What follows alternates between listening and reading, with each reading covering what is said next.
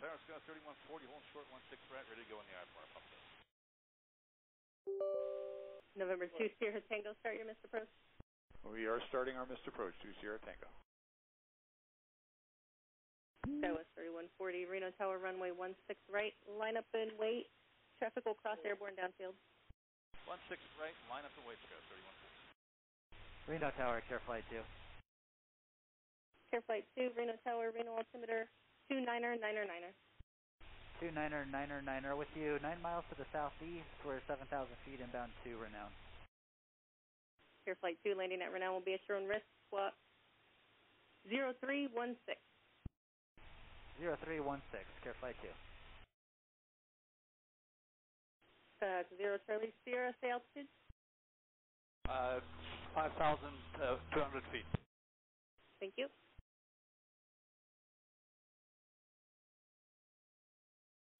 Sky 0 Charlie Sierra, start your right turn. Say that again, 0 Charlie Sierra. Sky 0 Charlie Sierra, start your right turn. Start right turn, 0 Charlie Sierra.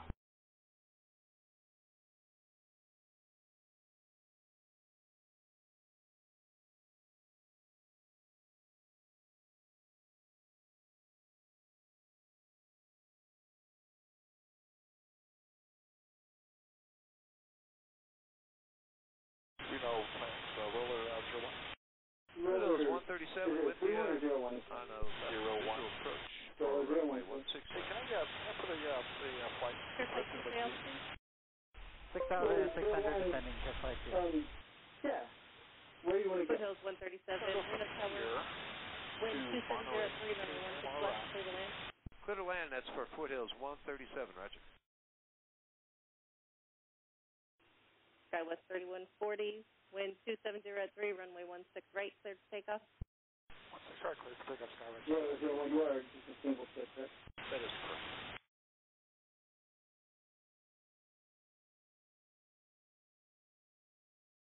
Roller 01, what's your equipment setting? November 2 Sierra Tango, contact NorCal departure.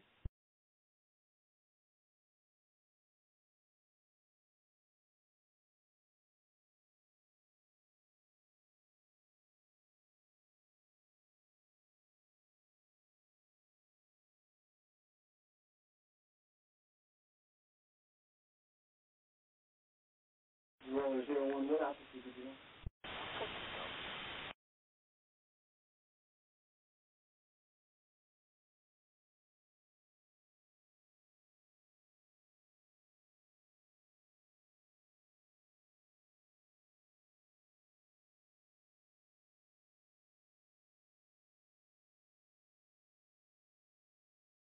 Care Flight 2, travel ahead to your left, climbing 5,000 feet, regional jet. Inside, maintain visual, Care Flight 2. Skywest 3140, contact NorCal departure, good day. Departure, good day, Skywest 3140.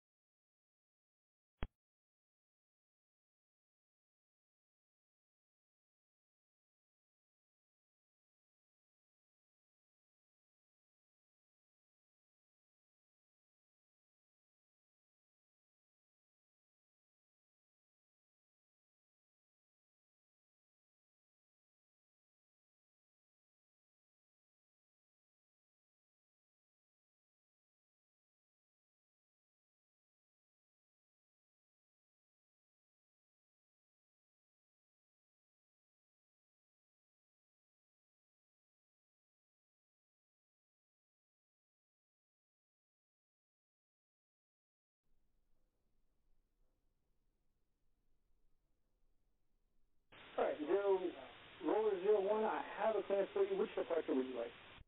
We will take the wagon stick out here for Roller 01. Roller 01, you're cleared to Monterey via 96 departure in Monterey.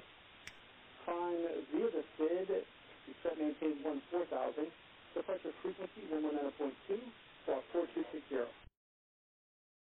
96, Monterey, climb via 6, set the maintain 14,000, 119.2, squawk 4260, roller 01. Roller 01, advisory tech. Connected to PilotEdge.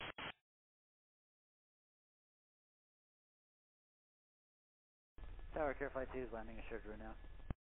Care Flight 2, thank you.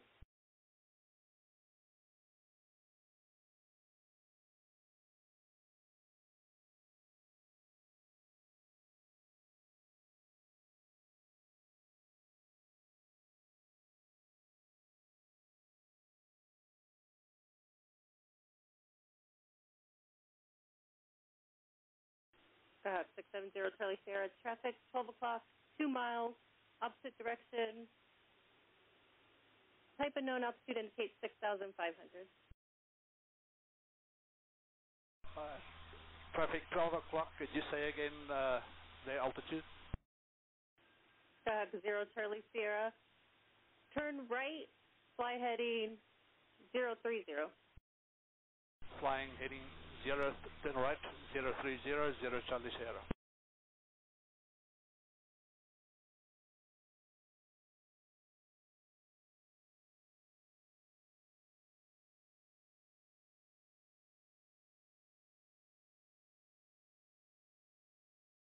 This is 0 Charlie Sierra, traffic 10 o'clock, 1 mile, 6,600 Satabria. Copy traffic, 0 Charlie Sierra.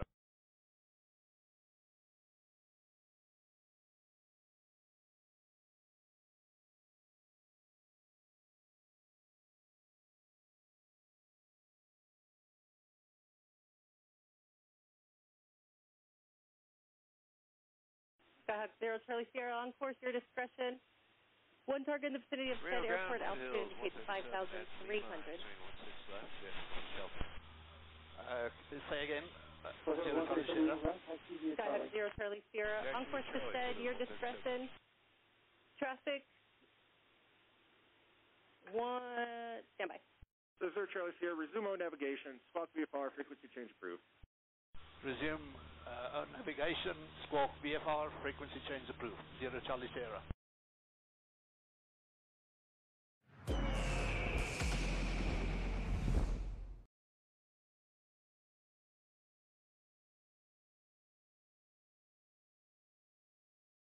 Reno Tower, Sacramento 16 Romeo Golf with you.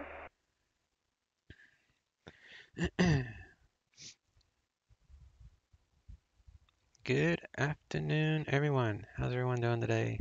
Sacramento 16 Tuesday, Romeo Golf, random Tower, stream day. Field right downwind for runway 16 left. Let me turn off this ATC stuff. And let me get this overlay going.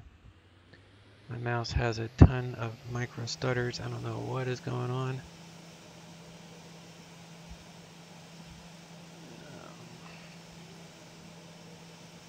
Here we go.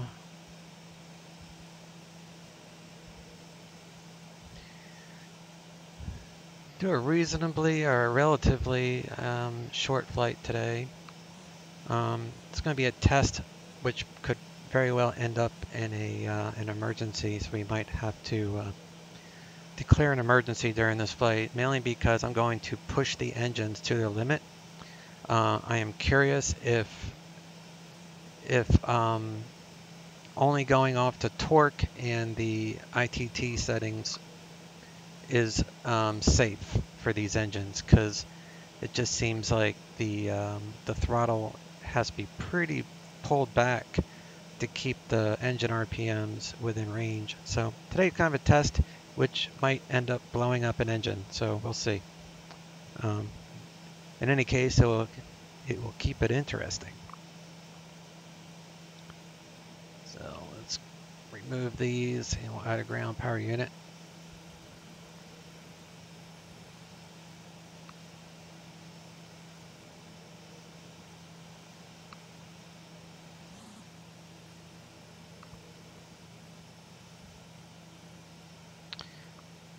Up in here, and we'll open up some doors. These micro stutters are killing me. I think I need to update my windows.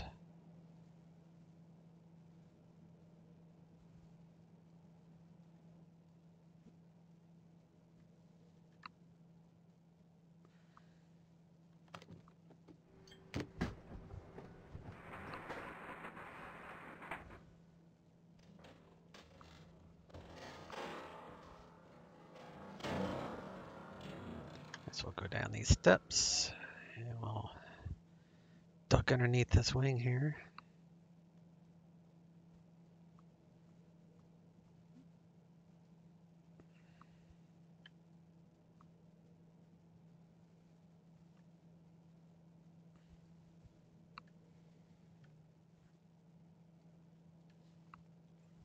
Okay.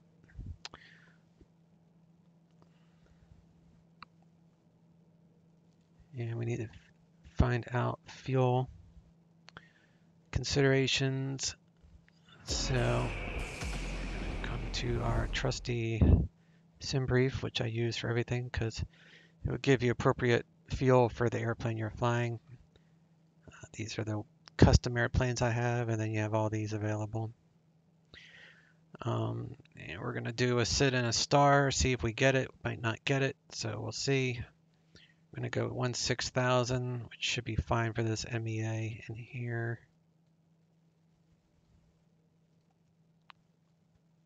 MEA is 12,000. That's 12,000. It's 12,000, so yeah, that should be fine. As you can see, there is rain around here, so I'm gonna have to deal with some weather. We're going to go with 31 passengers, about 600 pounds of cargo.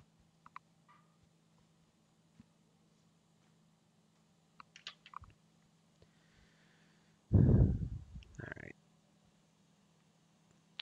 So that gets me 2294. So let me get out my app here.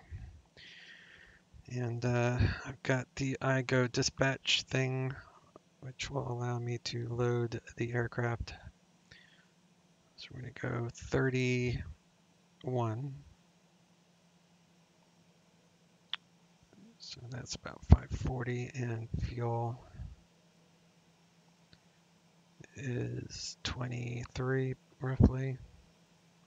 So go 2345. So then when I go to, this will be black screen for a second. And then like right now it shows default center of gravity. So I'll use this iPad app and I'll load the plane. So MTOW, everything is good. So I'll hit load. Load. You can see the plane just moved. So then we come back and you'll see everything is loaded with the proper CG. It's a pretty cool little app. Let me go to flight plan and we'll add in our Reno, and we'll take off on runway 16 right.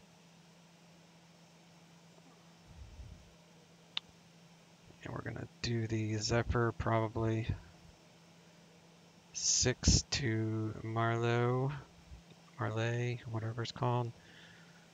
And then we're gonna take that to SMF, I think, which is Sacramento, Mather.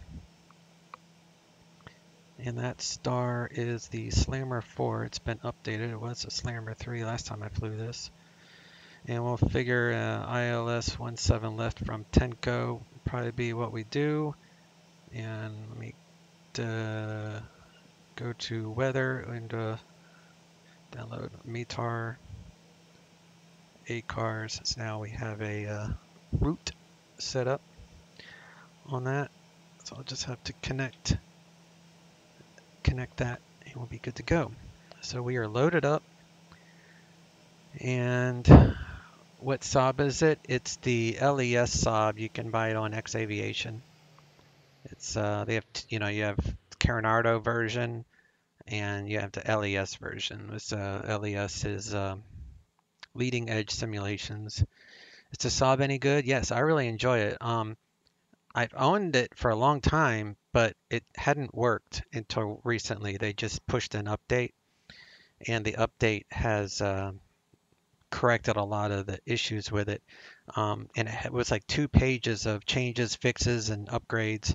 So I actually waited to download the update because, whenever they have so much updates, um, something's going to be buggy as hell. And it was. I was reading the forums, a lot of issues. So I waited a week because normally they'd be putting out a hot fix, and they did. They put out a hot fix, and now everything works really good. There's no symbology for an ILS glide slope, so you have to use this one. This one does work for ILS. So you have your localizer and your glide slope here. So that does work. So everything works. It's just their next update, they're going to push out a fix for the symbology for this thing. So we need to file IFR. So let's come back over here. And so we've loaded all that, and we'll come down here. And let me see, Reno's altimeter is $29.99.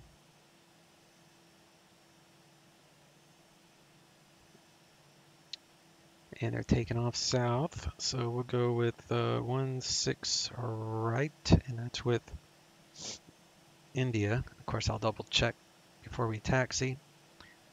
Sacramento International is landing south. And the wind is 190 at 10, so that should be valid. There's some showers in the area that we'll keep an eye out for, but otherwise it'll be all right. All right, so we're going to file this IFR because of the weather, and we're flying United. And I believe this airport is CPD capable, which it is. You can see right here, CPD LC capable. So we're going to check that box. Reno, Sacramento, blah, blah, blah, blah, blah. File. And then we'll go to live map and make sure that shows up. And all this is fine. We're just going to have some cloud cover, some stray showers. Otherwise, the weather looks pretty good. Come up here. Whoops, too far. Reno. There we are. Flight plans on file. Get rid of that. And we'll come back over to here. Is it easy to fly? It's a challenging airplane. I wouldn't say it's easy to fly. There's certainly airplanes that I fly that are much easier than this one. It's a challenge, but it makes it fun. It's not like you actually have to fly this one. I mean, I love my Airbuses, especially like the Flight Factor A320. That plane just flies itself. It's like you program a computer and then the plane flies. And then you just monitor in the Airbus. With this thing, you got to do a little bit more actual flying yourself. What graphics card do you use? I use a GTX 1080, and I'm getting 45 FPS right now with this. So it's I have a 1080 and an i7 9700 processor.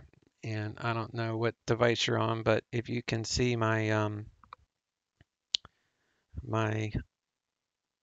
the channel description below, it has all my computer hardware, RAM, motherboard, because I built this computer from scratch just for the simulation stuff.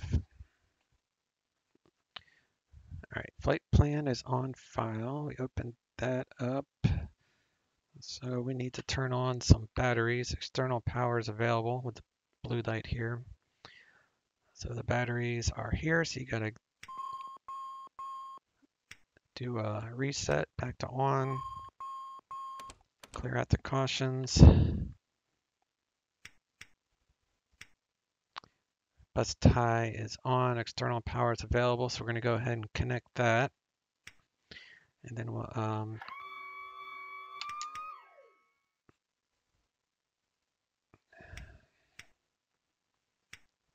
I have switches set up for this. I don't know why they do that. There. Nav. Seat belts. Smoking. Okay. Turn up the panel lights. Smidgen. Instrument lights. And we'll get the avionics turned on here.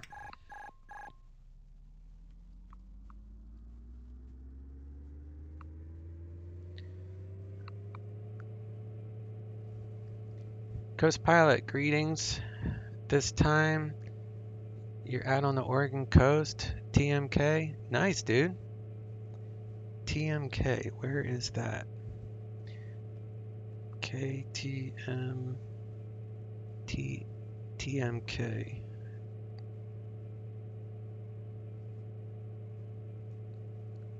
Tillamook. You really are right on the coast right there.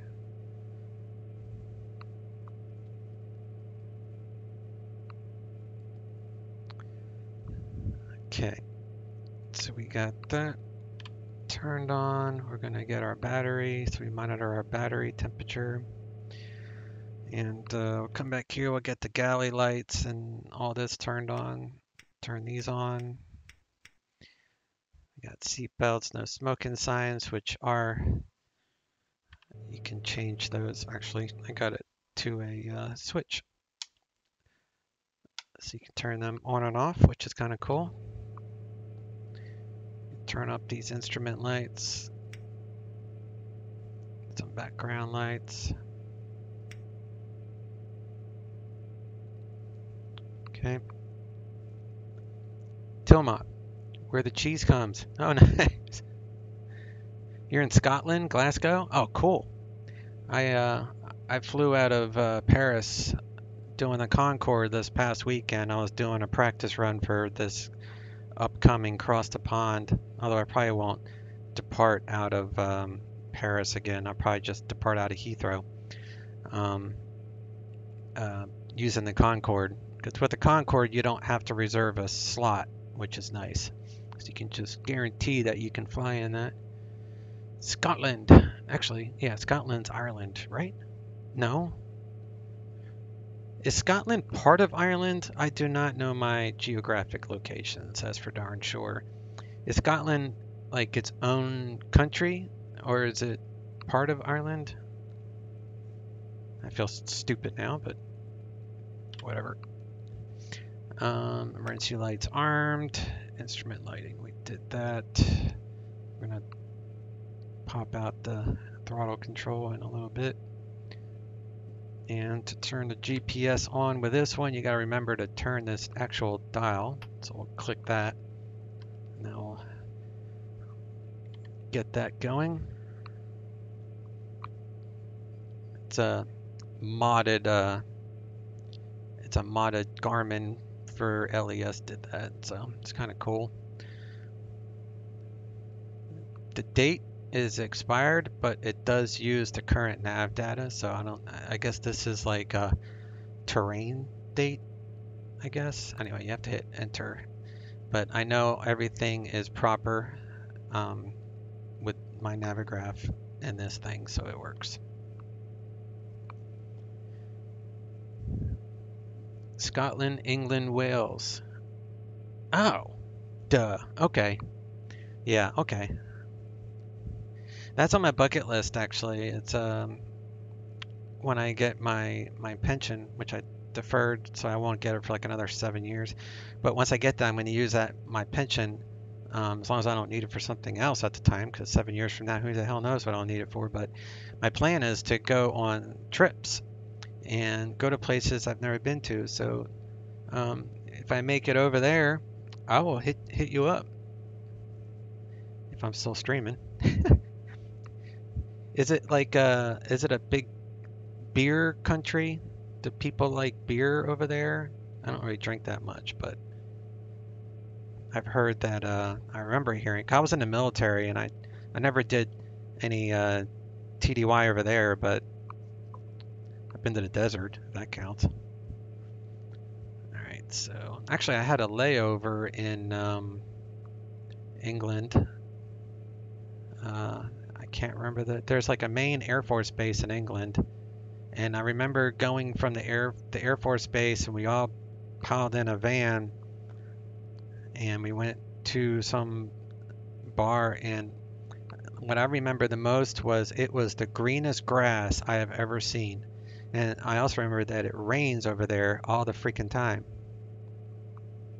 Whiskey. Okay. Scotland is famous for whiskey. Okay. Lakenheath? Mildenhall? That sounds right. Lakenheath sounds like the one I went to. I was in the Air Force, so is that an Air Force base? Whiskey, Hags, Golf, Deer, Glen. I think those are Air Force bases. They are. They were U.S. Were U.S. air bases. You say were as in past tense. Are they no longer there?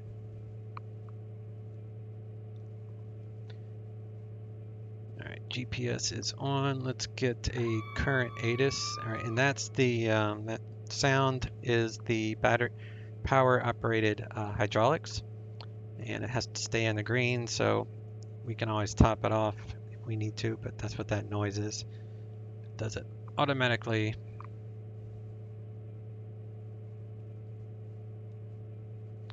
$135.8.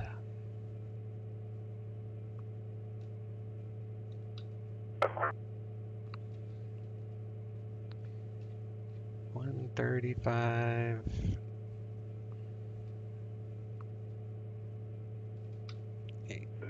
Temperature 5. Dew point -9er. Altimeter 29er. Arriving and departing runways 16 right, 16 left. Visual approaches in use. VFR departures, contact clearance, delivery. Advise on course heading, altitude, and if flight following is requested. Read back all runway assignment, hold short instructions. Advise on initial contact, you have information India. Reno Tahoe International Airport. ATIS information India. 185. We're still with India, so nothing's changed. It'll be 2999. And the altitude here is 4417, so we are right on the money. 2999. So we'll cross check. It's a smidgen off, but it's alright, it's close enough.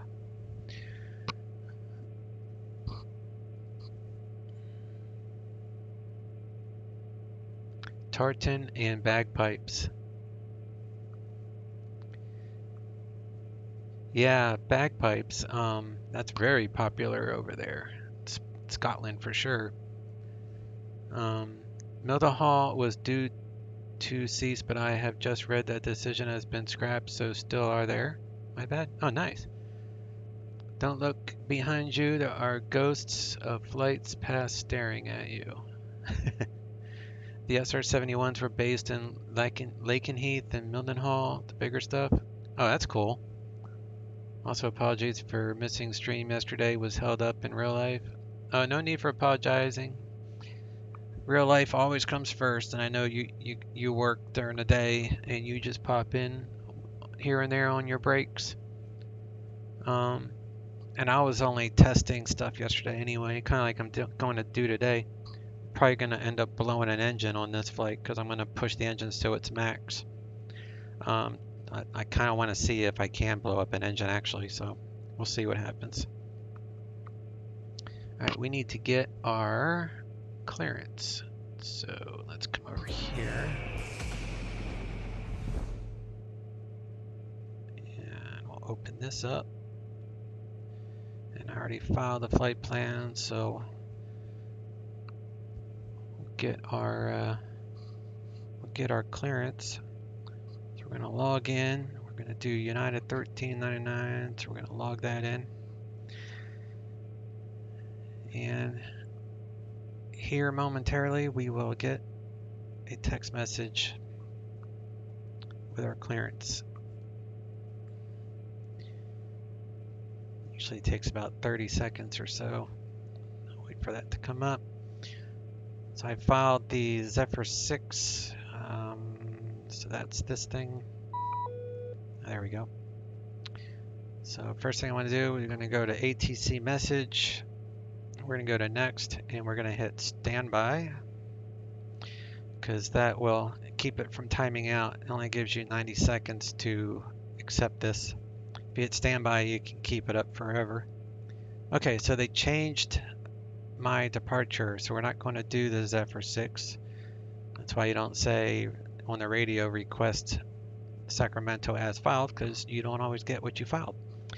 Then as filed. So we're going to do FMG. Been funny if it was FNG. FNG, so that would be, I'll pull it up too on that. Where is it? Oh, Mustang 8. Okay. Looks like Mustang 8 to Mustang. If I had, yeah, Mustang 8 to Mustang. Then we'll probably go to Slammer. 16. We're going to maintain 10,000. Where's my note here? Okay. So Mustang 8 to FMG.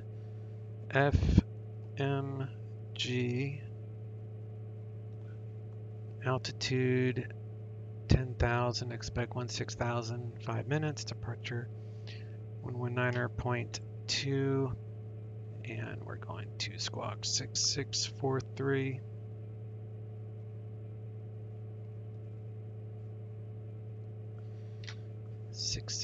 I'm gonna have to close this out because this is right now not compatible with FS Global Real Weather. Alright, so we got our clearance. I'm good with that. I can do it. We can do it. So we're going to go ahead and accept the clearance. That closes it out. And we'll keep it up for a few more minutes until I'm ready to load up my weather. Otherwise, we're going to scratch that departure, and the Mustang 8 departure is, we're just going to climb to 10,000, or assigned altitude, which was 10,000, via the I Reno, so that means localizer. It's not I, it'd be L. L Reno, south course, back course, localizer, so we'll set that for 164. Use 110.9 until we are 3 DME. Then left turn direct to Mustang, VOR. Climb in Mustang holding pattern to depart Mustang at or above the MEA for our direction of flight. So we'll just, we gotta be at, I think it was 9,000. So we're gonna come up here to, this is Mustang. No, that's Hayden. Mustang, is this Mustang? Yeah, that's Mustang. So the MEA is 11,500, so I guess we'll just get up to about 10,000 feet or so. Yeah, that will work, about 10,000 feet. So we'll do a left pattern here. So that's that. And we'll come back over to here. Apparently it's raining now.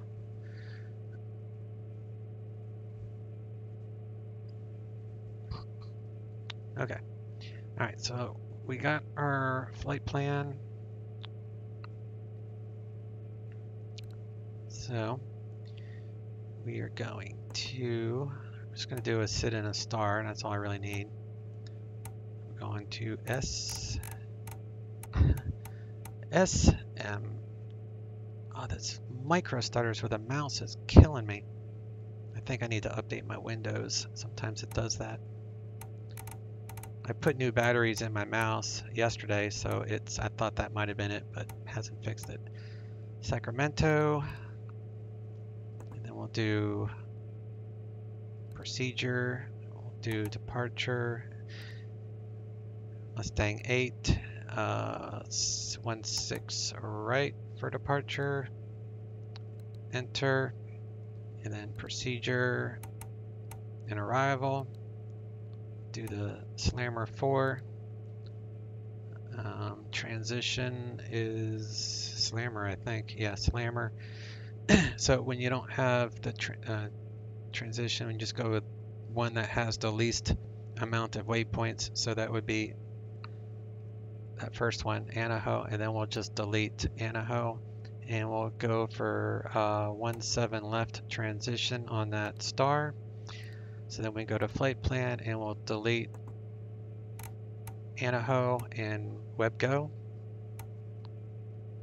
So we'll go clear and clear, and then we are good to go. Flight plan is entered. And we want to put in that ILS back course localizer. So again, that will be 110.9. 10.9. We'll pop that over there. We got Reno, so it's identified properly with the localizer. So then we put in the back course, which is this course knob here, and it is 164.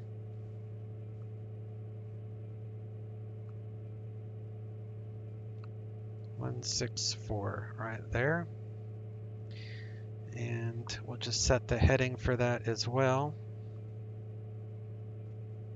That's our departure.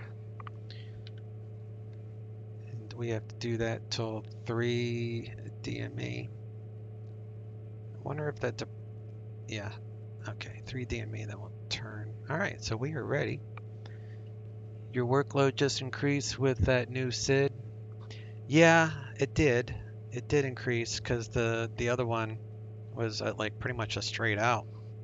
So, but it's all right.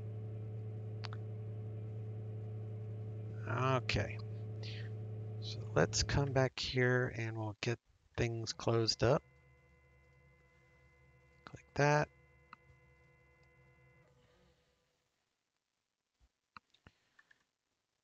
Bring up the stairs. Click that red button and then click this one. Close that. Close this. Lower that handle. And we're almost ready to start this up. And then, like I said, we're going to push the engines to its max. I'm kind of halfway anticipating that we're going to have an engine fire on this flight because I'm going to be stupid and push the engine too far.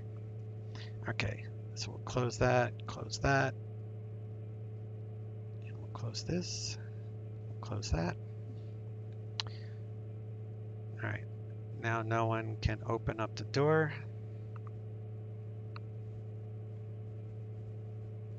That SID requires more manual work. Did they tell you why they changed it? Nah. No, it didn't. It didn't show in the text clearance why. It just shows what I was given. Now I had the ability to here, let me switch it back over. Like, it doesn't show it right now because I already accepted the clearance, but I could have rejected it.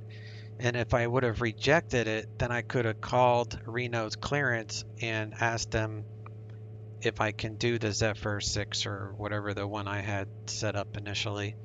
But this is okay. It's just you don't always get what you file. So, and I know for a fact that this is not compatible with my weather program, which is FS Global Weather. So I need to exit this out completely, and then I'll start my weather program. So I had to make sure I didn't get any more notes with this because they can always push an update, but there are no updates.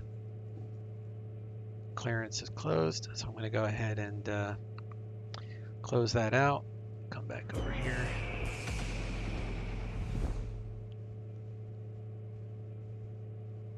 Engine fire is just an excuse for an onboard barbecue. Because Marcus wants to see you suffer. Yeah. Yeah.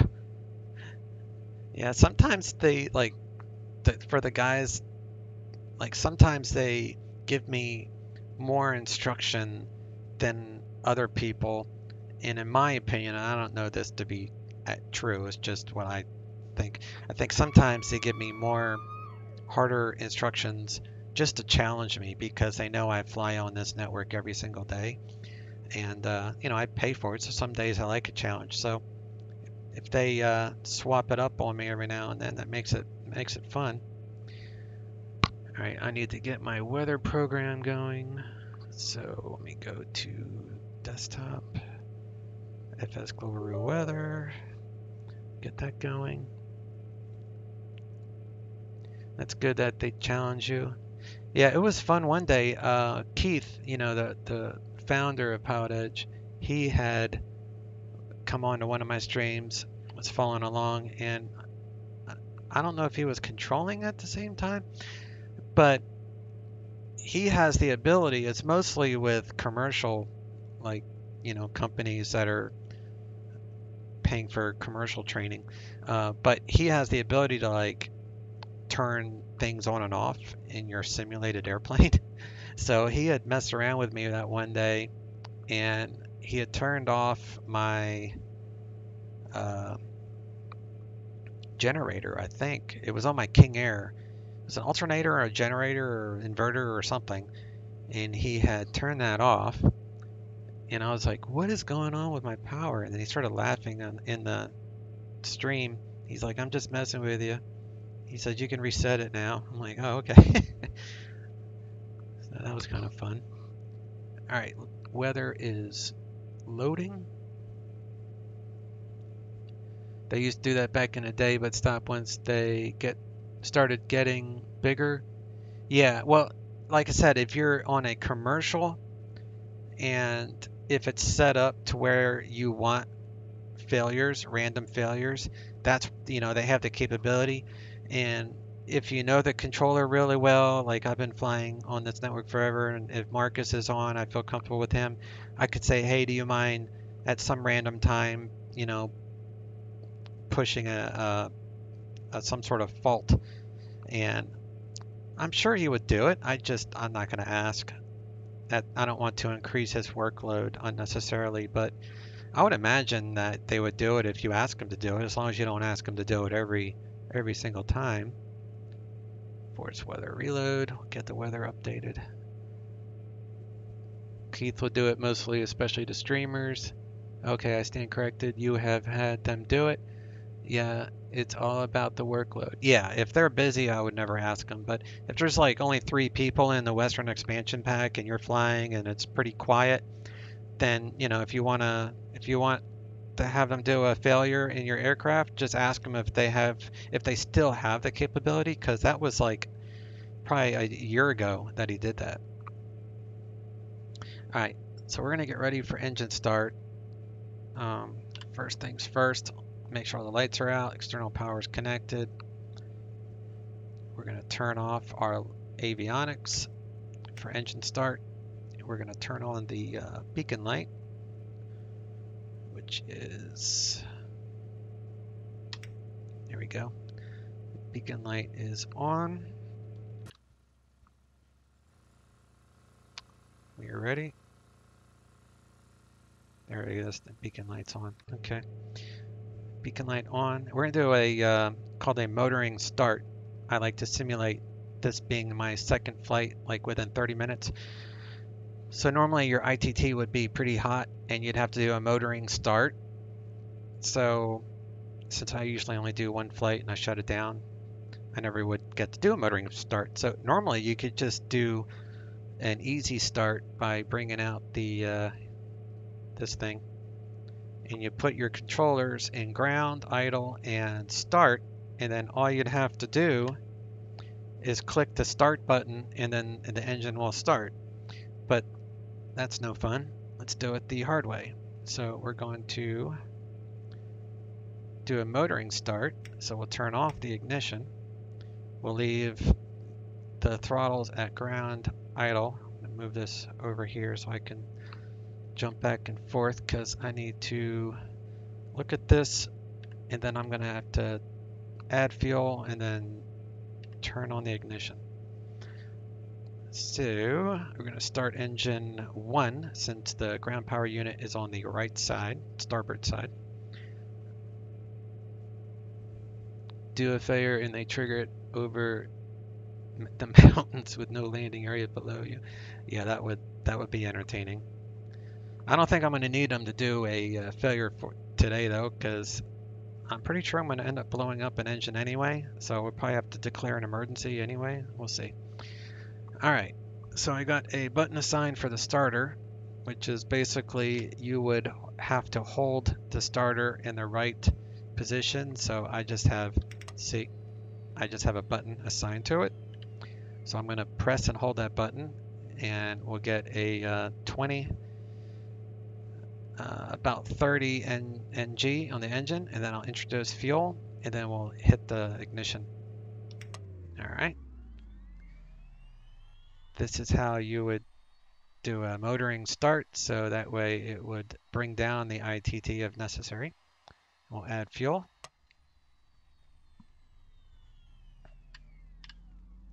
Then we'll go ignition. Ignition is on. ITT is climbing. Ignition is on. We have no hung start. We have rotation in the turbine. ITT, it looks like it's topping out at, well, it's still climbing, isn't it? Here we go. Ignition just went off. Yeah, looks like the engine is about stable, so we're going to get rid of the ground power unit. Let me see if that, yeah, that engine's going pretty good. So we'll come up here. We shall cover that. And we're going to reset the gen. So the battery, we'll put it on the left gen. Reset the left gen. And then we'll disconnect the ground power unit. So we'll disconnect it here. After you reset the gen, you want to count to at least 5 before you disconnect. It takes like 5 seconds for this to actually power the aircraft. And you'll see this will pop up once I disconnect. See, now we're good. I can put it on external power, which is still there. So we'll disconnect external power, which will make this light here disappear. And the power's gone, so we'll put it back to the left gen. Now we are ready to start the number 2 engine. So we'll come back down here and we'll start the number 2, which is the right engine. What's the best glide of this bird? That's a good question. I know I land at right around 110 indicated. So I would think you could probably do 120 would probably be a good glide on this. It's a pretty big airplane. That's a good question though. It comes with a ton of performance stuff. To give you an example, I have just this one, the Saab performance. It comes with like 100-something pages of these performance charts, and the only thing I did was the V1 VR. But there's a ton more information that you can get with it. All right, ignition number 2, and we'll make, there we go. Bringing this up to about 30 NG, we'll introduce fuel. At 30, bring up the fuel. And then we'll come up here to the ignition, pop that up, come back down here. Right ignition is on. Check for hot starts. Hot starts, we have rotation in the turbine, so we're good there.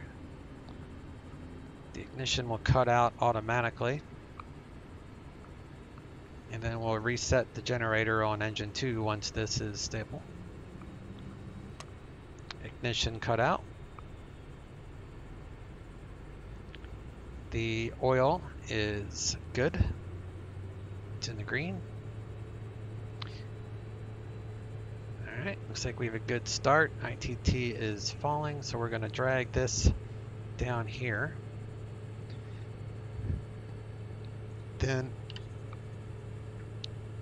close that, and I'm going to move this to the right engine generator. So we'll reset the right engine generator, and then it takes about, like I said, 5 seconds before you'll see it pop up.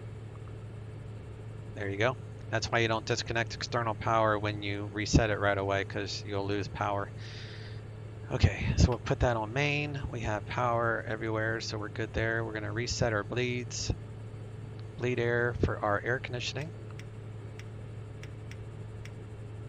Turn on our recert fans for air conditioning. We'll set these for heating in this case, because it's 41 degrees Fahrenheit here at Reno this afternoon. Alright. Turn our avionics back on, and we'll get the autopilot set up per our clearance instruction. So we're going to do 10,000. Click OK there. 10,000 was initial, right? Yep, that's right. And we are on heading. I'll probably switch to nav for that back course localizer once I get lined up. Or maybe after I take off, I'll switch it to nav to grab the back course localizer outbound. Alright, so vertical speed, it's already pushed by default. So I assign it to a hat switch on my yoke. I can bring this up really fast to like 1,700 feet per minute.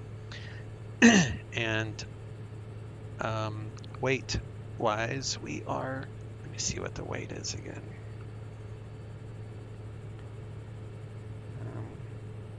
Eight cars, let me connect 8 cars. And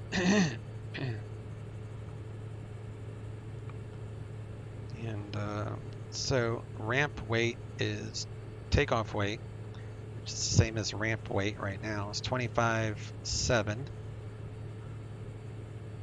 25.7. 25.7.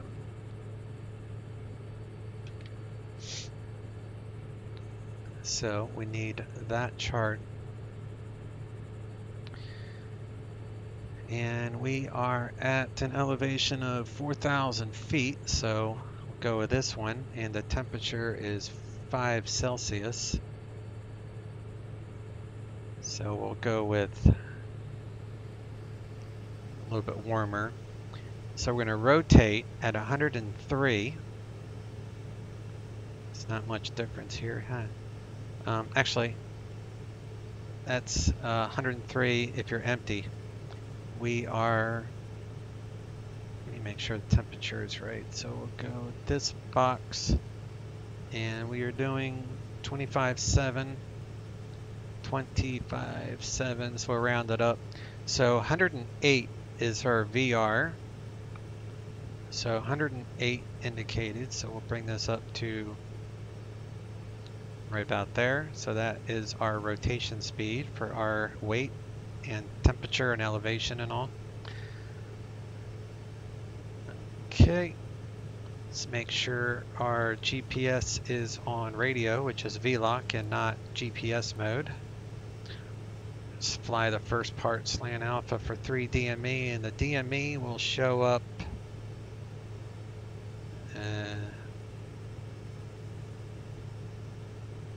well, I know it shows up here. I thought it shows up somewhere else. I don't know. We'll look. Let's cycle the flaps here. So we'll do 1, 2, 3, 4.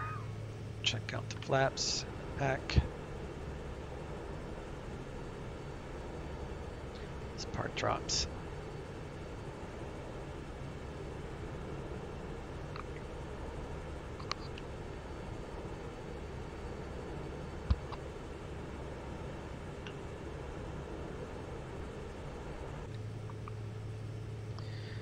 1, 2, 3. That'd be flaps 10 degrees for takeoff. Flaps is set. Landing altitude. We'll set that. Landing altitude is 27, so basically sea level. So let's set sea level, and the pressure around here is 2998. So we'll just say right there, and that is an auto. Everything is good. Cabin pressure is good. Hydraulics are in the green. Okay, we'll go ahead and squawk our code, which is 6643.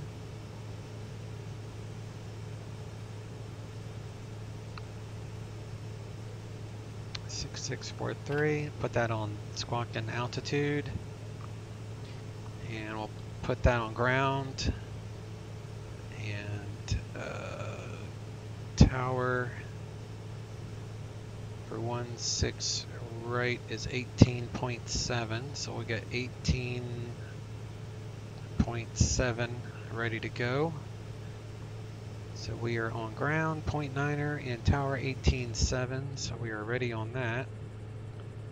And we'll call a pushback.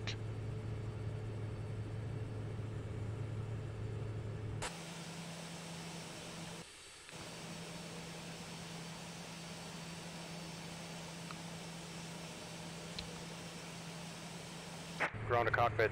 Plan acknowledged. Call me through the menu when you are ready. Ground to cockpit. Tow is driving up. Get that guy to come on up. See, he'll be driving up here.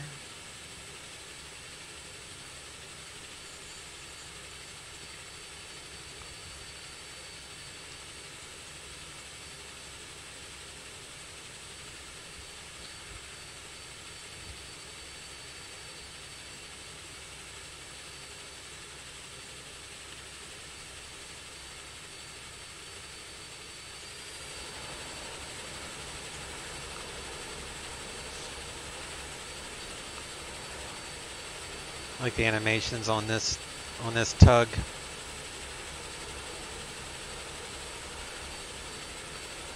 Okay, all doors and hatches are closed. Ready to connect.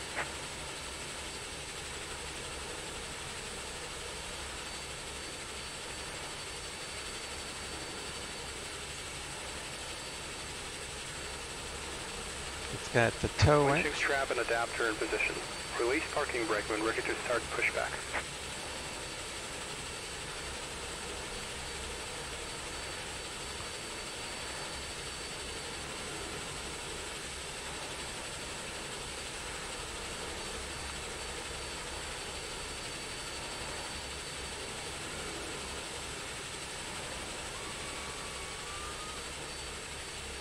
Starting pushback.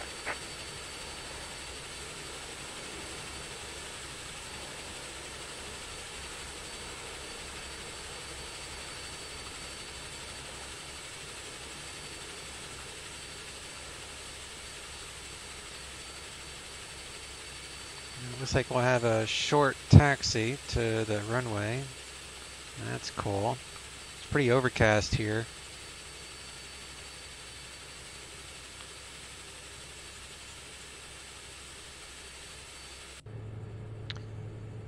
Alright, we'll turn on our pitot heats and all that mess. So pitot heat, turn on windshield, prop to normal. Got prop de-ice lights are on.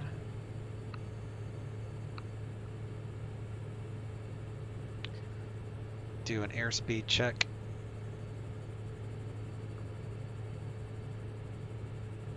Okay.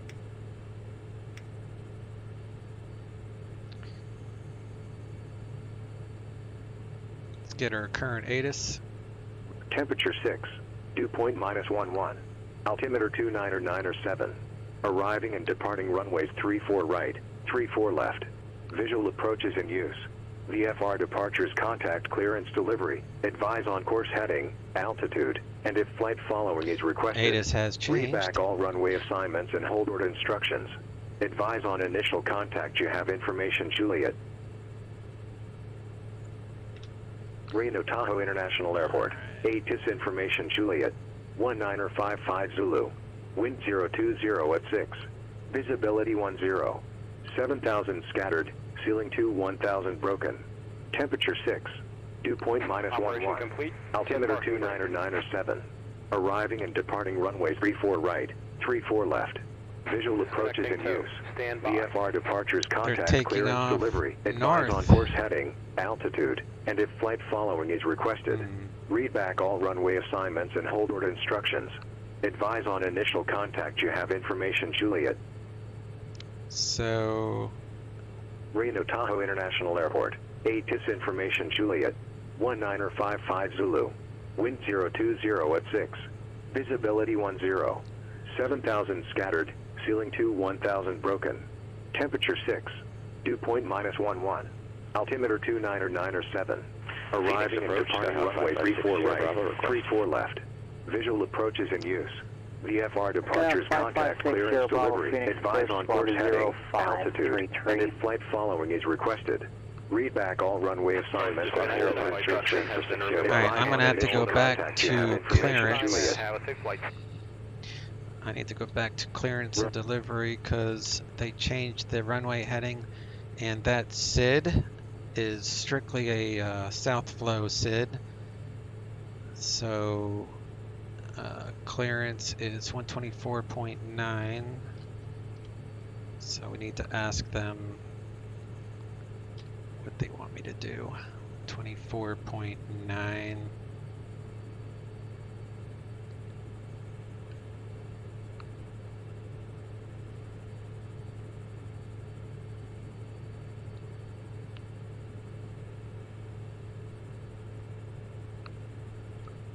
Sierra Bravo radar contact 6 miles north of Stanfield. Say altitude with your request, please.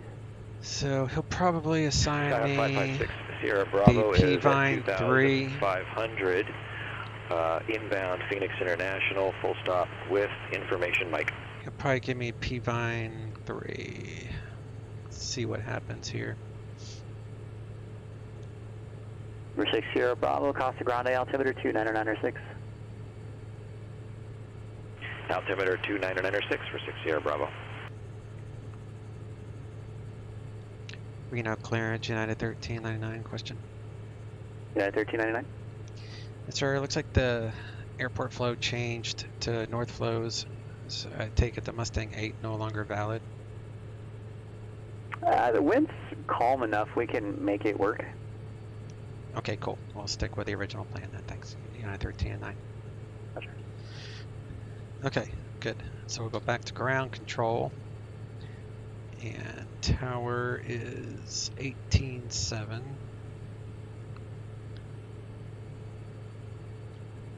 Okay. So, track IR, and we'll turn on our taxi lights. We got landing lights and strobes on standby there.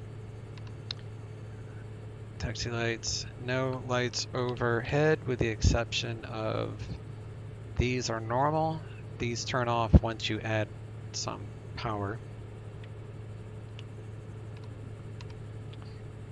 Nose wheel steering, we need to assign a button to this or you just mash it down, otherwise you won't have steering.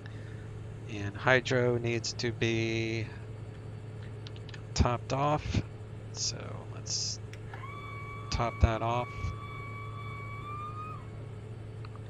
And we are good to go on steering.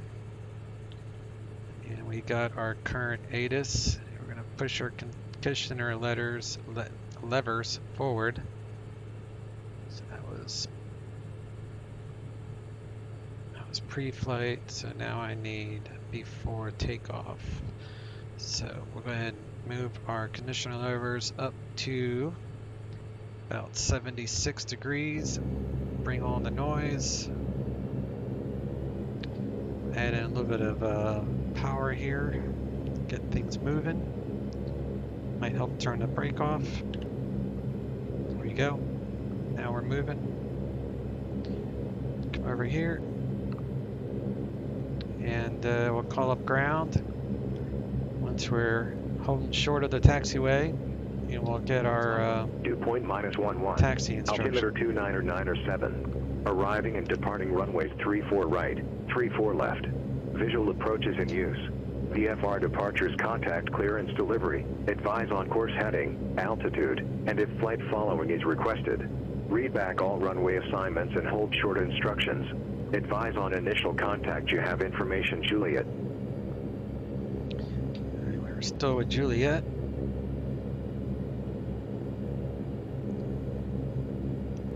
Reno ground, United 1399. Terminal, current with Juliet, ready to taxi. Yeah, 1399 Reno ground, runway 16 right, taxi via Alpha. 16 right via Alpha, United 1399. Alright, so we're going to push this back up. And we're going to go left. And take Alpha left to 16 right. And then we'll be ready to go. There's Allegiant. I fly Allegiant Virtual. We are pretty high up in the elevations, so it takes a little bit more power to get this going when you're at what are we, 4,400 MSL at this airport? We are in the mountains. We'd be landing at almost sea level, so should have a pretty easy landing, as long as it's not gale force winds or something crazy.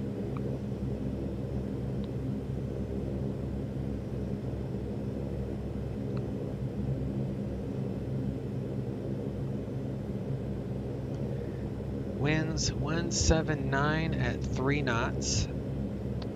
So we are good there. We are in beta mode. That way you don't taxi too fast.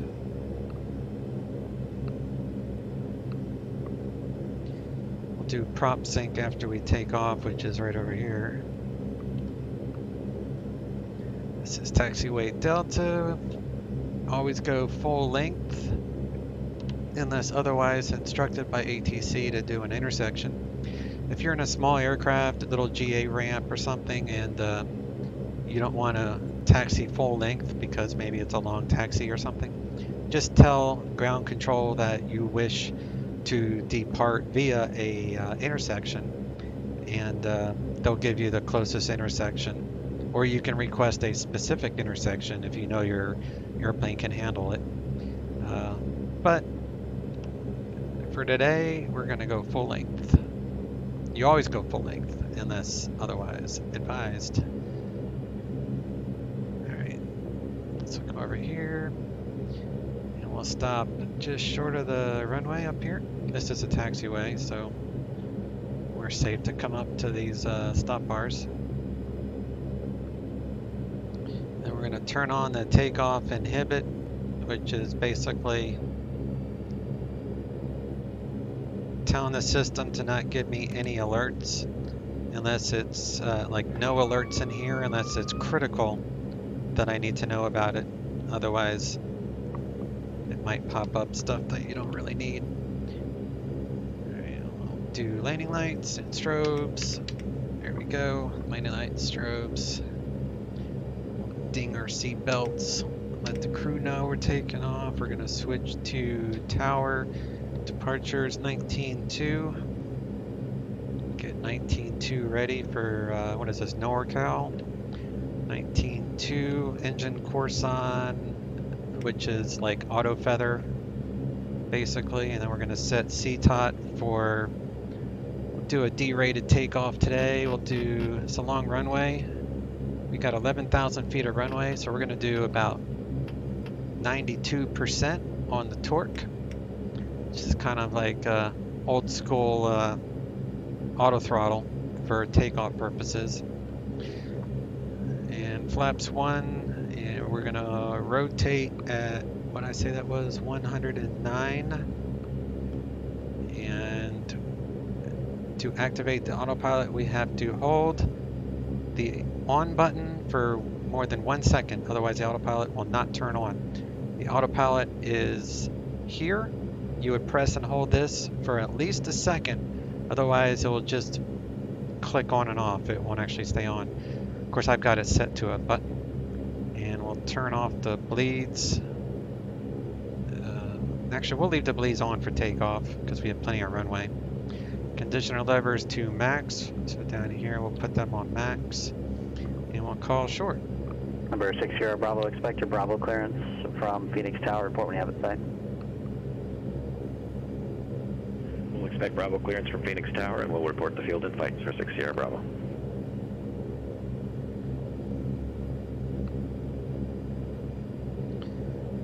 Alright, so Reno Tower, United 1399, holding short 16 right. United 1399, Reno Tower, runway 16 right, cleared for takeoff, wind 020 at 6. 16 right, clear for takeoff, United 1399. Alright, so I'll go ahead and push up. You gotta watch your degrees down here. You don't want to push up to take off unless you're ready, because otherwise the CTOT will take over. This will take over at like 66, 67 degrees, and it will just go to whatever you have it set at. So make sure you don't push too much on that until you're ready to take off, otherwise you're gonna have a bad day. Alright, 3 DME, and then we'll go left. And I like to bring this up to 50 degrees to make sure the engines are stable. 50 degrees, engines are stable, oil pressure is in the green, good to go. We'll advance our throttle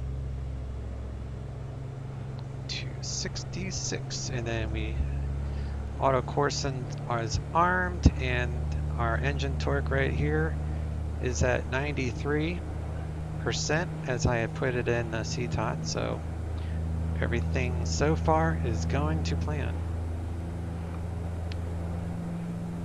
If I can stay on the runway.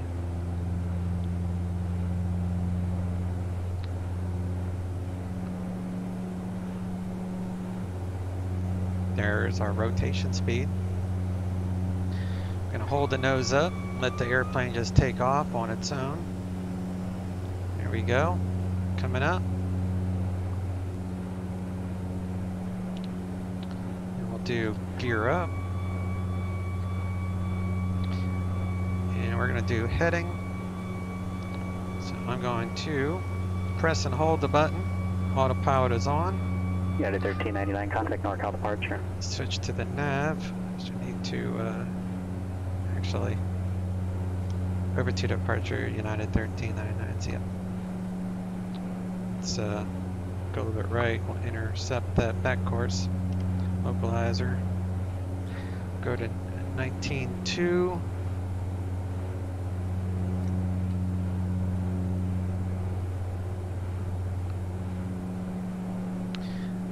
It doesn't much matter, does it? So we need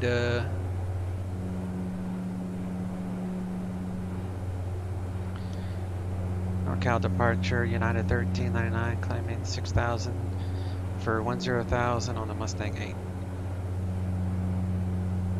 Where is my DME? United 1399, NorCal departure, radar contact, climb and maintain 16,000. Maintain 16,000, United 1399. Alright, we're going to go to 16,000. Phoenix approach, Skyhawk 556, Sierra Bravo. I have the How field come I don't have a DME 60 on Bravo, that? remain outside the Bravo airspace. Oh, here it is, distance 2.7. So we're going to go left at We'll contact tower at 1.3 3 DME, and so outside the Bravo that's airspace 3 for 60 DME, Bravo. so we're going to go left. And we're going to start that. And we're climbing to 16,000. We're going to increase our Phoenix Tower, Skyhawk 556, Sierra Bravo is throttle to approximately 77 5 miles degrees, to the south of and then we're going to information turn off light CTOT. stop. Number 556, Sierra Bravo, Phoenix And we'll Tower. turn that off. Looks like you're headed westbound. Turn right. And we'll Left go base, runway 25 left. IAS mode. Clear to the Bravo airspace. On the left base, runway 25 left, Dakota land. We'll Wind set it for 20016. 140.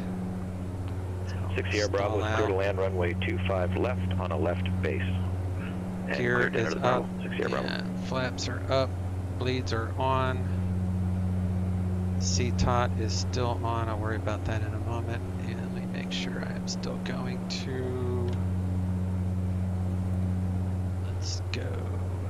Menu, activate, direct to, activate flight plan, go GPS, nav, and we'll turn off the autocoursing.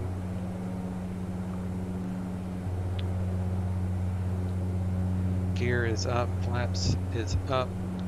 There's no icing, yaw damper is on. Pull back the props to 80 degrees. And then we'll do prop sync on. And prop is good, engine's good. And I'm going to lower the volume a smidgen. Engine's pretty loud. I can make that disappear. There we go. And we'll be at 10,000 by Mustang, so we're good there. And we can turn off our lights, taxi lights, landing lights. Prop sync is on. And we're climbing at 140, so that's good. I'm going to increase the torque a smidgen. Let's see if I can increase our vertical speed right about 1100. Yeah, let's go up to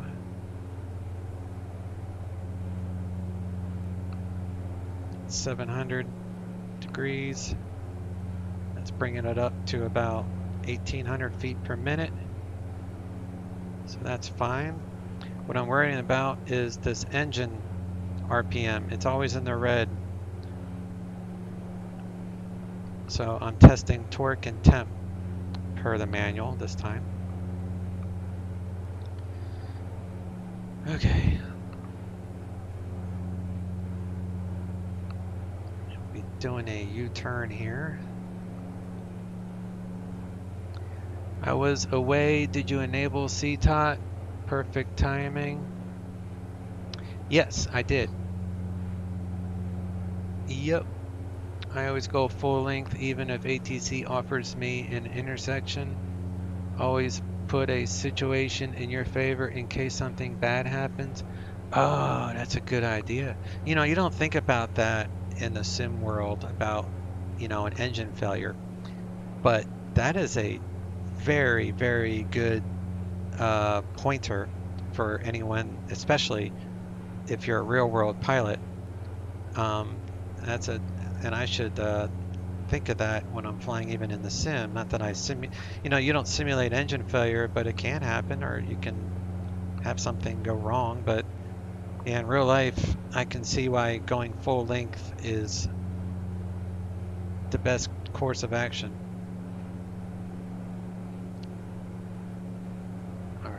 We are fine with the MEA, so we should be going direct to Slammer,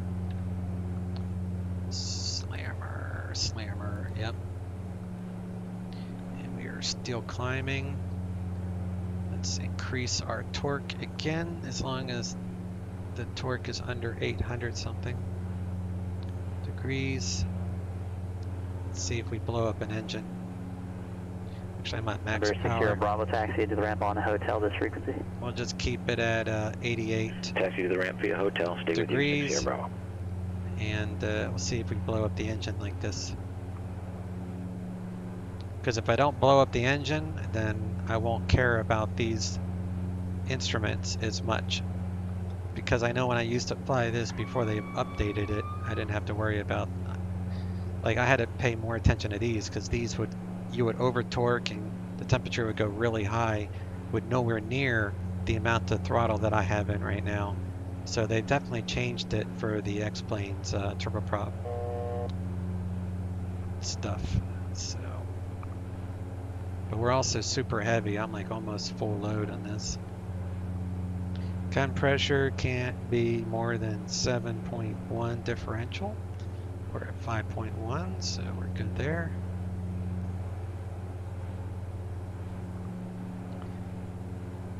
bring back the prop RPM to 13. Let me see. 1330.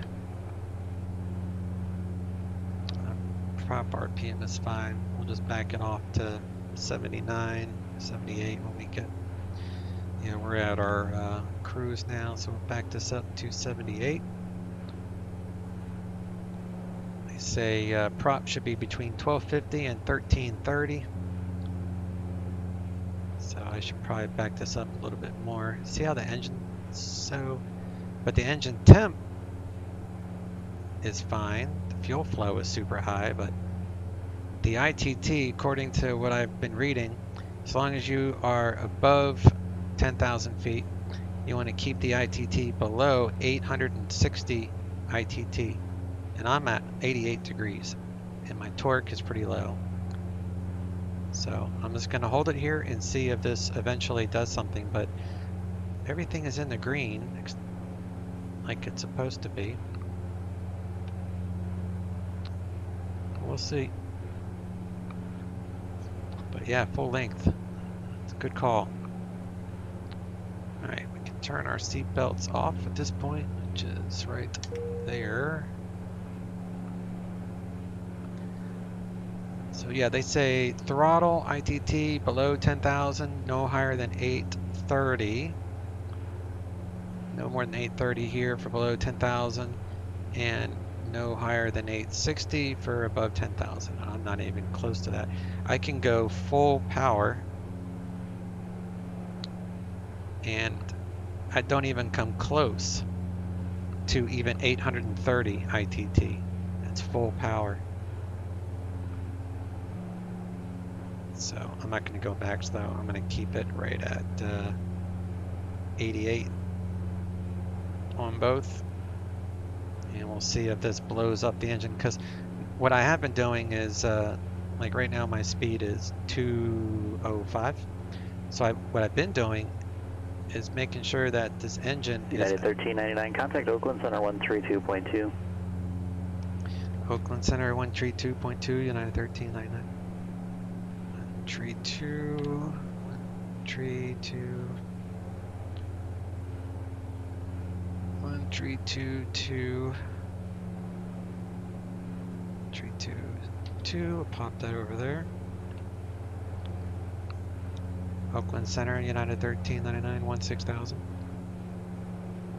Will probably give me descend via. Yeah, 1399 Oakland Center, Sacramento, altimeter 3010. 3010, United 1399. 3010. So we'll pop that over to 3010. That will adjust our altitude accordingly. So what I've been doing is just reducing the RPM here, so it's out of the red. So basically I've been having to keep it at like 78 degrees, actually more like 77, to get the engine RPM out of the red. But then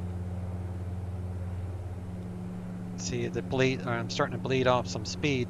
Not a whole lot, but if I can go faster and keep all the temperatures and everything, the torque it's supposed to be. I don't know why. I don't know if this is a bug, or I mean, everything I've read is pay attention to torque and ITT. So I'm like I said, I'm just going to push these engines to the max and see if I can make it all the way there without an engine fire or something.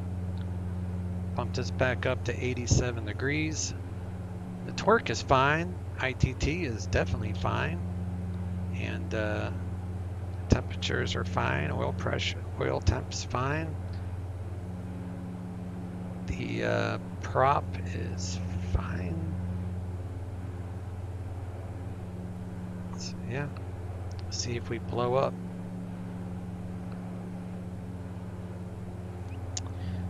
Alright, so we're going to be descending via, and that means we're going to be descending via the Slammer 4 from Slammer. So we are at 16,000, so we won't actually descend until after Slammer. And 8,000 of Posar, and I'll get to ATIS because that will determine whether or not we go to Tenko and then Zimmer, or if we go to the north transition, which should be down to Zaitut, as shown here. So north transition, runways 35 left and right, you go that way, or you go south transition for 17 right and left, but you go this way. So I'm set up for south because that's what the winds were showing earlier, but we'll get ATIS and we'll correct this if need be. So our first altitude that we'll really have to pay attention to is 8,000 at Pulsar. So I'm going to put that in so we know we don't overshoot that by accident. So 8,000 at Pulsar, so 8,000, so VNAV. And we'll set that for 8,000.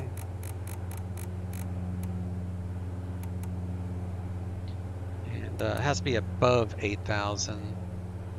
So actually, let me set a different one. Tenko needs to be 4,500, so we'll just do Tenko at 4,500, and we'll say a half.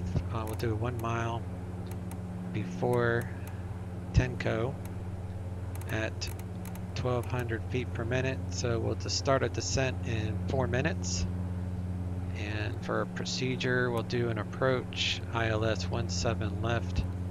And you do a full approach from Tenko. At 1399, verifying on Victor 6.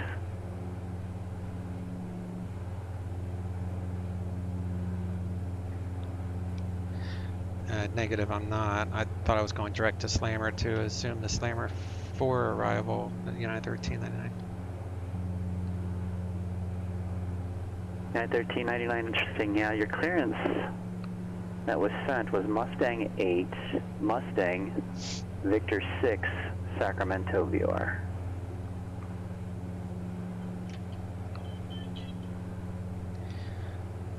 Okay, I thought it said Mustang 8 then is filed, but I've already closed that out.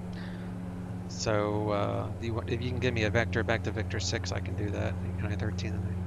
At 1399, fly heading 215. When I will just proceed direct the Sacramento VOR. So heading 215 when able direct Sacramento. Heading 215, and we'll go direct Sacramento VOR, United 1399. I thought it said then is filed. I could have sworn it said then is filed. Okay, so is Sacramento on here? So let's do 215. So I need to do heading 215. So we'll do 210, and then Sacramento. It's not even there, so we're gonna do flight plan, menu. Actually, let's not do that. Let's do this. Let's do SAC.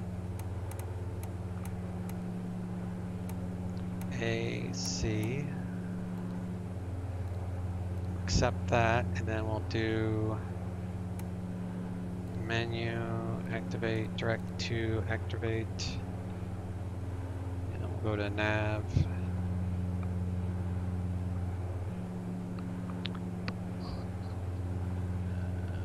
Well, that sucks. Ouch. Yeah. I'm gonna have to look at my recording now afterward, because I could have sworn it said then as filed, but I don't know. I don't remember. I have to close that program because it doesn't work with my weather program. But I don't remember it saying Victor 6. I remember it saying Mustang 8, then is filed. I don't remember it saying Mustang to Victor 6 to Sacramento. I mean, that would make more sense, but it didn't.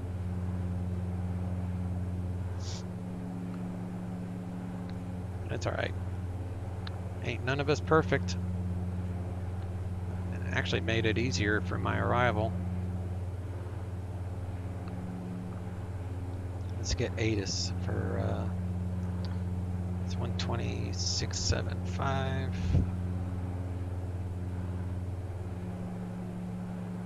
26.75.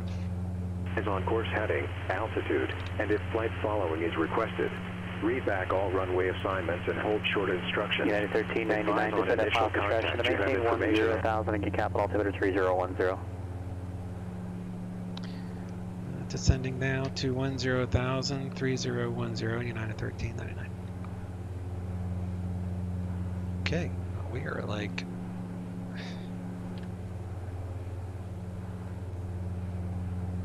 I have had no problem with engines. And I'm at 87 degrees, so that's a good test. I haven't blown anything up. The prop is fine, so alright. So take this down to 10,000. And we'll do vertical speed, and then we'll drop out of the sky at we'll do 1,200 feet per minute. We'll take out some of the throttle so I don't overspeed on our way down. The altimeter is set correctly. Hey, at 1399, just something I think to note in the future. It's possible that there was a bug in the CPDLC system, but if the clearance you received was the Mustang 8 departure, then as filed, how do you know what point you go to then as filed? Because if you get a then as filed clearance, it will always the routing portion would be preceded with a point or nav aid on your flight plan, so you wouldn't really know where to go after Mustang 8 departure procedure. Does that make sense? It does now. I just thought that then as filed meant you were only changing the SID and then the arrival would have been the same, but yeah, that makes more sense, United 13.9. Sure thing, yeah. I guess it'd just be something good to clarify at the clearance delivery level in that case. I'm not sure why it didn't send the full new route. The procedure that you filed, unfortunately, was turbojet only. Oh, okay. Okay, thank you. Okay, good. It wasn't me. It wasn't me. I think I missed something. Yeah, it was I did that CPDLC clearance and it said Mustang 8 or 6 or what is this? Yeah, Mustang 8 departure, Mustang, then as filed. And I had filed the Zephyr 6. Yeah, 1399, contact NorCal approach 127.4. NorCal approach 127.4, United 1399. I had filed the, hang on, let me get this. Base information Alpha, 1953 Zulu, wind 210 at 7, visibility 10, ceiling 5,500 broken, 7,000 broken, temperature 13, dew point 6, altimeter 3010, arriving and departing runways 17 left, 17 right, visual approaches in use. VFR departures contact clearance delivery, advise on course heading, altitude, and if flight following is requested. Read back all runway assignments and hold short instructions. Advise on initial contact. You have information Alpha. 27.4. And it would be NorCal approach, United 1399. Leaving 12,200 for 10,000, current with Alpha, request ILS 17 left approach. United 1399 NorCal approach, Roger, thanks for all, expect that. Okay, so apparently I need to like look at these clearances more closely, because then it's filed apparently doesn't mean then it's filed. It's a bug, so it wasn't me. It was their system has a bug. I thought it said then it's filed. It should have had a different reroute to where it would have said something completely different. All right, anyway, I need to look up the ILS now. So the ILS is approach 17 left. Go with Cat 2 since it's just more lights anyway. And that is 11175. Missed approach, climb to 500, then left turn to 3000. 1399, turn right heading 260 vectors for the approach. Descend and maintain 6000. Right turn 260 vectors for the approach. Descend, maintain 6000. United 1399. All right, heading 260. 260, and we're going to drop to 6000. And are we still on vertical speed? Yes, we are. And I can take us off of that now, and we'll go ahead and set the course for that localizer, which is 168. 5678. So we got the localizer course setting, and the well, you can do it up here too, actually. So that would be 11175. Pop that up.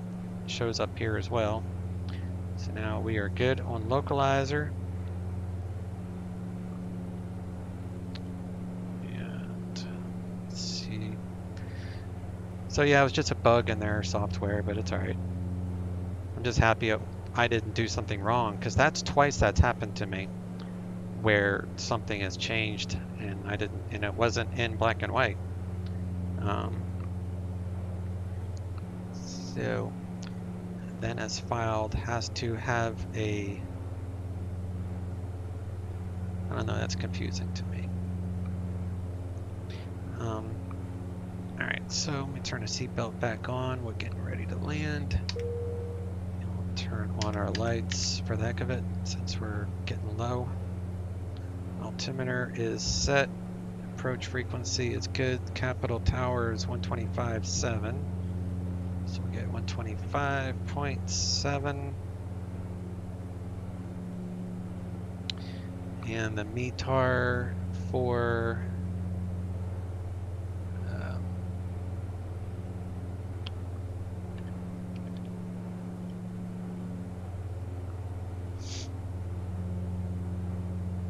220 at 7. It's broken at 55, so we should break out at 5,000 feet. We should break out of the clouds right around 5,000 MSL, because that would be actually getting a little bit fast here. Let me slow down a little bit. Okay.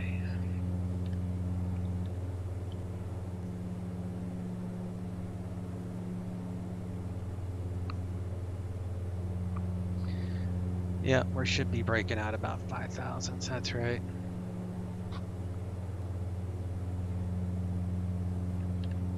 And how does this look?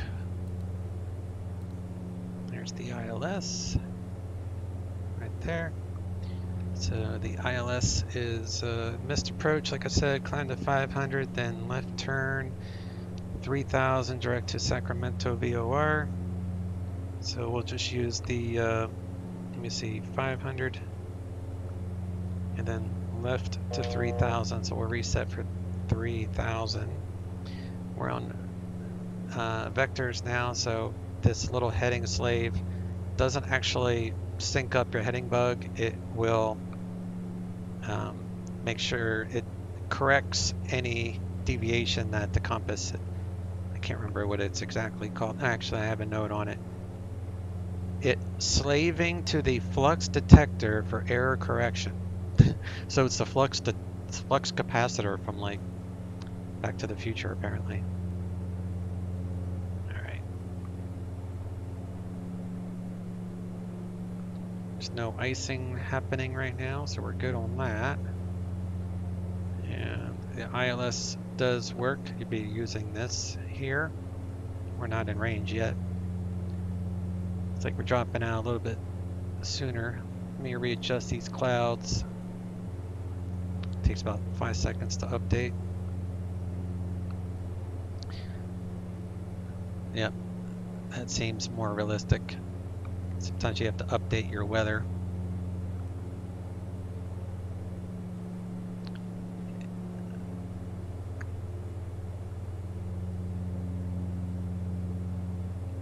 At 1399, descend and maintain 4,000. Descend and maintain 4,000, United 1399.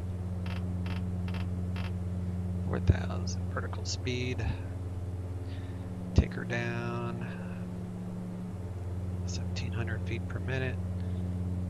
Pull out the throttles. We'll just go to flight idle. We'll drop out of the sky. Looks like we're about 5 miles, or yeah, this is a Charlie, right? So that would be 10 miles.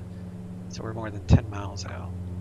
So that's 5 miles inner circle, another 5 miles outer circle for Charlies. It's like that's BAB, what is that, Beale Air Force Base or something over there?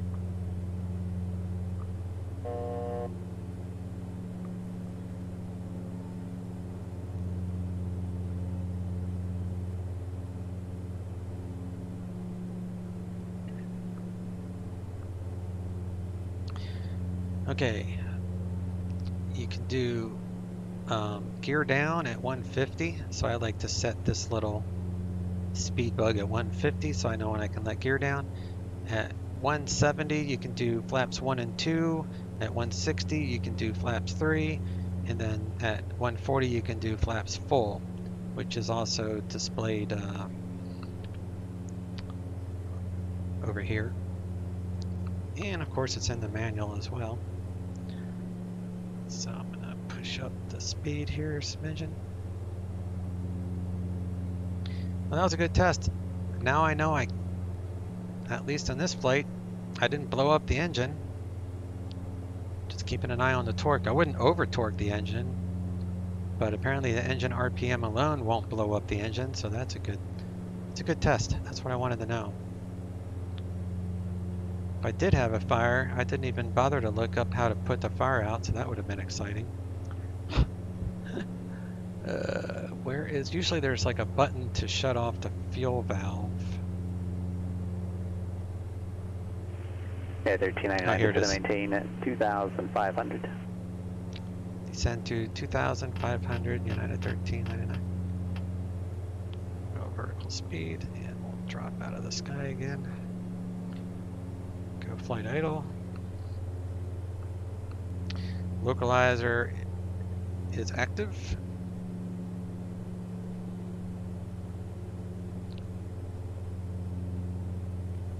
And tower, I am ready with tower 125.7. It's Capital Tower.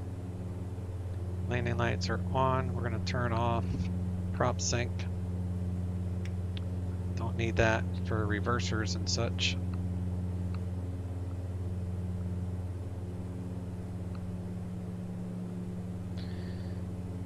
Okay, winds at 220 at 7 knots. So it's going to be a crosswind, right crosswind at 7 knots. So we'll have to probably do a small crab. Have to go crabbing. And we'll do conditioner levers max power when we get a little closer. This plane takes forever to slow down, so it's best to keep it at speeds. United 1399, turn left heading 200. Left turn 200, United 1399. You got 200, we got that going. There you go. Glide slope is alive. Let me slow down. He's going to clear me to fly the approach. So you don't want to arm nav until you're actually cleared to fly the approach, because right now I'm on an assigned heading. So you don't ever intercept the localizer unless you are actually permitted to fly the approach. So even if he forgets about you, which happens once a year maybe, but if he forgets about you, then you still have to fly the 1399, 7 miles from Levy. Descend and maintain 2000 now until established on localizer for the ILS runway 17 left approach. Descend to 2000, maintain 2000 until established, cleared ILS 17 left approach, United 1399. Alright, so we'll take vertical speed down. So now we're cleared to fly the approach, so that's why I activated the localizer, the nav. I'm not doing approach yet. So we're going to descend to 2000 slightly. And yeah. So you always stay on the last assigned heading until he approves the approach. Otherwise, you might think, well, I'm going to blow through the localizer. And well, you have to blow through the localizer unless you're actually cleared to fly the approach.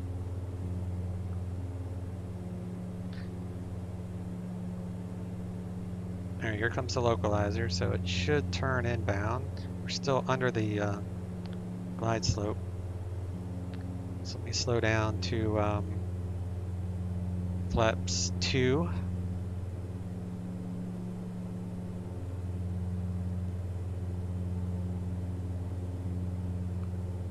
Sync up the heading bug.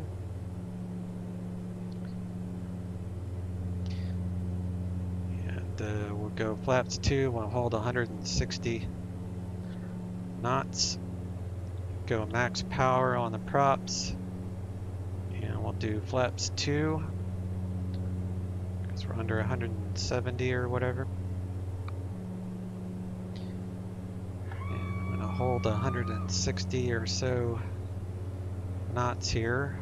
Try 150. That's when we can drop the gear. So I like to go flaps 3, gear down at the same time. So we'll do that momentarily. I'm going to go ahead and arm the approach at this point, and we'll reset for mist, which is 3000, and we'll let the GPS do the mist if we need to. So here comes the glide slope. 1399, contact Capital Tower 125.7. Capital Tower 125.7, United 1399. 25.7. Capital Tower, United 1399, established on a localizer, 17 left. And we'll do... Yeah, 1399, Capital Tower, 12107, runway 17 left, clear to land. 17 left, clear to land, United 1399. So 150 knots. Here comes the glide slope. Alright, so we're going to do gear down, flaps 3.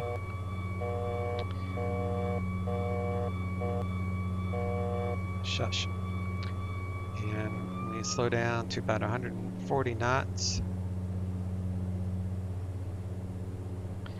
Then 140 knots, we will go flaps, wait a minute, 130 knots, we'll go flaps 3. And we want to cross the numbers at 130 knots, but we want auto course and back on for landing. Okay, hydro should be topped off, which it's good there. Hydro is good. So we'll slow down a little bit to 130 knots.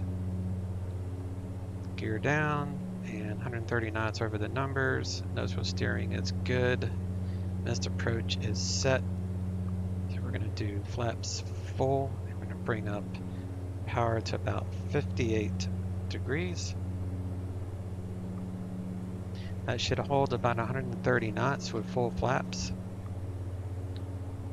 And we'll ding our seatbelts, let the crew know. And we bump up the sounds so we can hear the engine. We'll go reverse. We're going to go flight idle at 100 feet above the ground.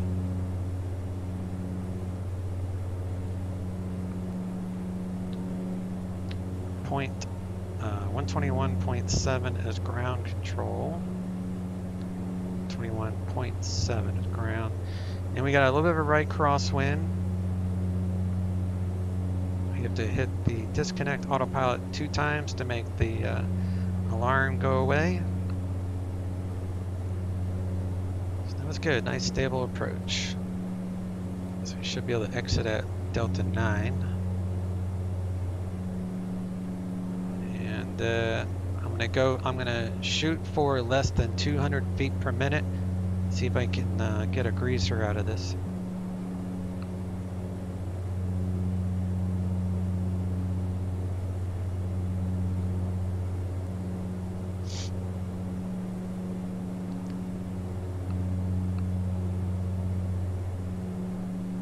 Coming up to our minimums, which would be 200 radar. There's minimums for landing, autopilot off, mash that twice. And then at 100 feet, which is right about now, we're going to go to flight idle. And then that will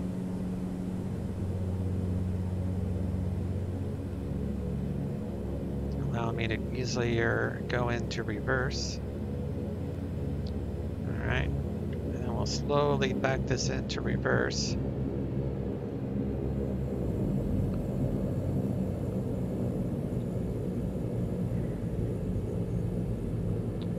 then we'll take it out of reverse, keep it in beta mode. United 1399, right turn off the runway, Delta and Charlie 1 into the ramp. Right turn, then Delta Charlie 1 to the ramp. United 1399, thank you. Alright, Delta Charlie 1, so pick up the pace here. Yeah, 1399, are you staying at the A gates? Affirmative, United 1399. Roger, let's go Delta, then Charlie 3. Delta, then Charlie 3, United 1399. Okay, so we're off the runway. We're going to raise the flaps there. Slow down. We'll take back the conditioner levers to about 77 degrees is fine. Turn off our strobes. And landing lights are off. Come over here. He didn't say monitor ground, I don't think. So we'll just stay with tower because you don't switch to ground unless you are given instruction to switch to ground. And turn the auto coursing thing off.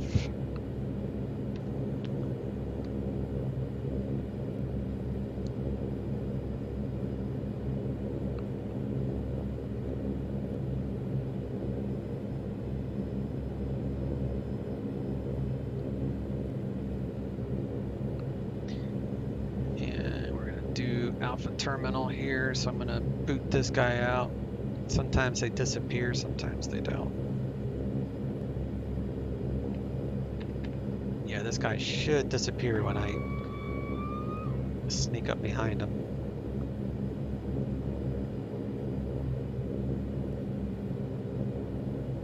He should disappear. I guess he'll completely disappear when I drive through him. I'm not even being identified by the gate guy, marshaller. Alright. We'll set the brake and we'll shut her down. He did not say. Okay. Crash, boom, explosion. That'd be a little late, I think. Alright, let's turn off our taxi light. Leave the beacon on, seatbelt off, and then do props to start position.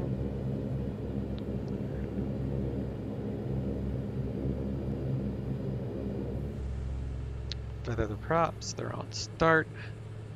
Turn off all of our equipment up here, so turn off our recert, turn off the bleeds, pitot heat, and we'll shut down avionics, all the avionics, shut off the gens, all that is good. Emergency lights, we'll leave them on for right now. Anti-ice is off, generators are off. We can do fuel cutoff. And then we'll turn off the batteries.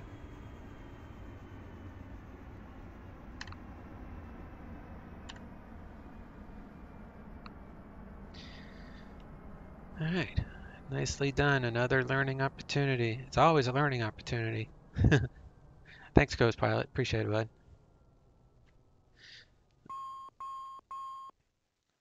Oil pressure low. You don't say. Okay, so we'll turn off our batteries now. And we'll disconnect.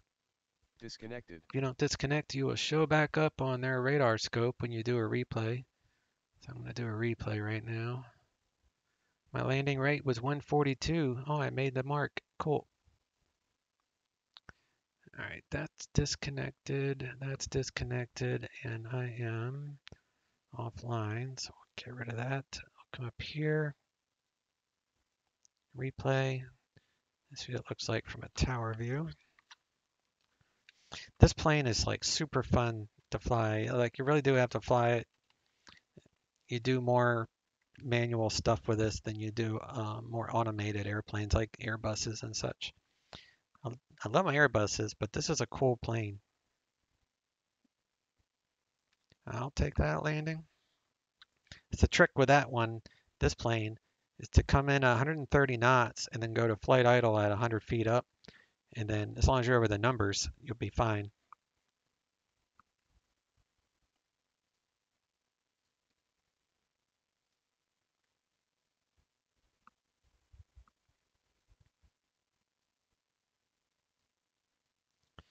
Should be a cargo area over here somewhere. Maybe it's over here. Yeah, there's a FedEx cargo area over here, which is pretty nice. I don't have, if you turn on have X-plane, load ground airplanes, then this will populate with FedEx planes. They even have this guy loading, which is cool.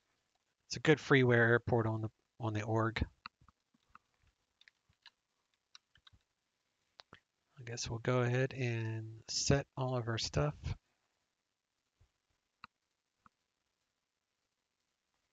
Got all of our cones and tie downs set. The TBM complains repeatedly as the engine spool down. Yeah, it does. That thing goes ding ding all the time. You're right. I've had some choice words with it because oil pressure is low. I turned off the engines. Yeah, no duh, right? But good flight, guys. That was fun. I learned something new myself about really paying attention to that digital clearance. Definitely a bug. I have to make a note that there's a bug, and if something's different, like if I don't get what I filed, I just need to verify, I guess, because I don't know. I'm not as good as Marcus is when it comes to knowing what the flight pan should say. Anyway, you guys have a good rest of your day, and I may do another random stream this week, but if not, I will be back same bat time, same bat channel on Friday. Thanks, guys. Y'all take care. See you next time. Chase out.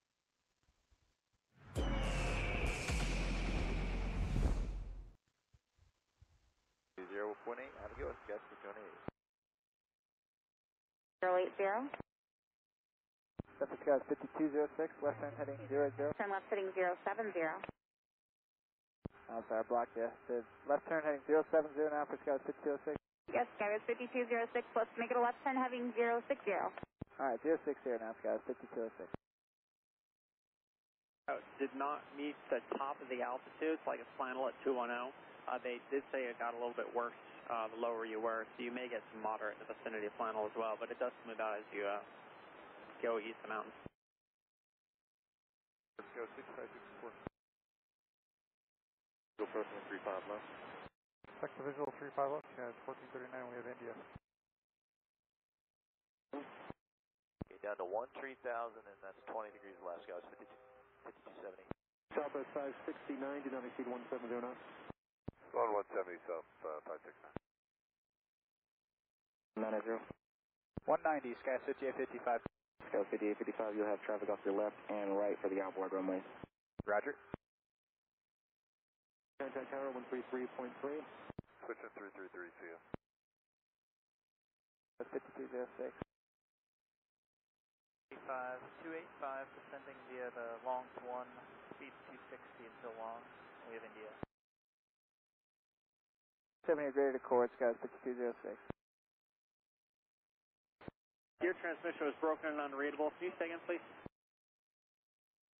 0, descending via the long 1, 260 until long. We have India. Altimeter 285, Denver approach. Plan the visual approach, runway tree, forward right, and Denver altimeter is 2980. Alright, we'll plan the visual 34 right, Sky 285. United 1057, contact approach 125.75 today. 2575, United 1057. With you, Senator 235 left. 5188, Denver approach, good afternoon. Good afternoon. Light turbulence followed 190 through 14,000 by an Airbus. Descending at a 260 on the Class 3 with India. 100, and you can expect that. Let's do 150 now, please. 150, contact tower 133.3, see you. 150 knots to tower, Sky 5855. See you. Contact Denver Center 133.905. Take care. United 1057, reduce speed to 210. Speed 210, United 1057. Certified 792, Denver approach cleared on Nav Zulu, runway 34 right. Nav Zulu 34 right, Frontier 792, we're cleared for it. 20, join the 35 left localizer report site, United 1125.